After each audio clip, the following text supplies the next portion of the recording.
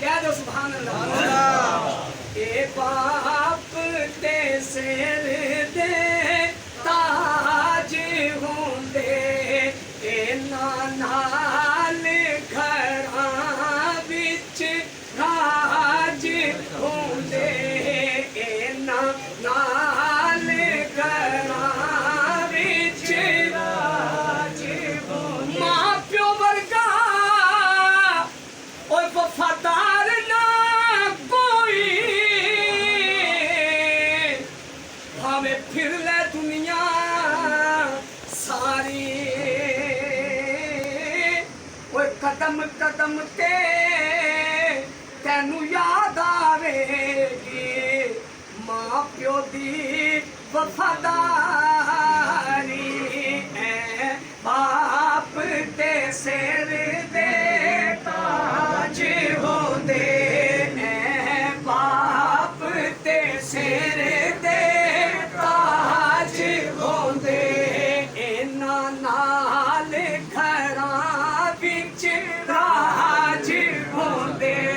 सौखे वेले इन्हां दे नबाज होंदे, पढ़ो ला इलाहा इल्लल्लाह, के ला इलाहा इल्लल्लाह। वेख ले शामां पै गईयां, बाबा टुर गए यादां रह गईयां, जिस दे नाल सी ओ रौनक कर दी, ते टुर गया ओ घर वाला। एक पल दिल नू चैन न आवे, ते दे गया रोग निराला। वेख ले शामां पै गईयां, बाबा टुर गए यादां रह गईयां, डाडियां तकदीरां ओ ले गईयां, पढ़ो ला इलाहा इल्लल्लाह, के ला इलाहा इल्लल्लाह। और बिना बाप ना मिलदियां रावां ने, कह दो सुभान अल्लाह। बिना बाप ना मिलदियां रावां ने, होते वीर वीरां दियां बावां ने, शाला मरण ना वीर किसे दे, ना होण न माणियां ओ भैणा, जिस भैणू दा वीर न कोई, उस की दुनिया तो लैना।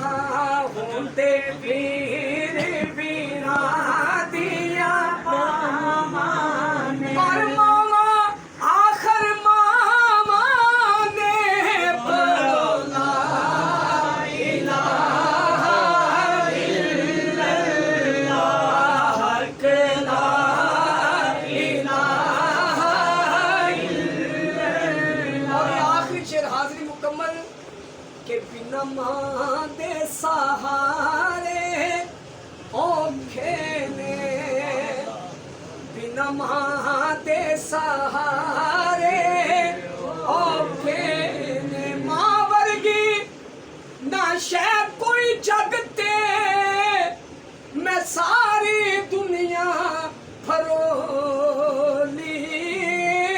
ओ जेड़ी सीने विच ठंड पावे, ओ मां दी मिठड़ी बोली। बिना मां दे सहारे औखे ने, बिना बाप किनारे औखे ने, ओए बिना बाप किनारे औखे ने। बाप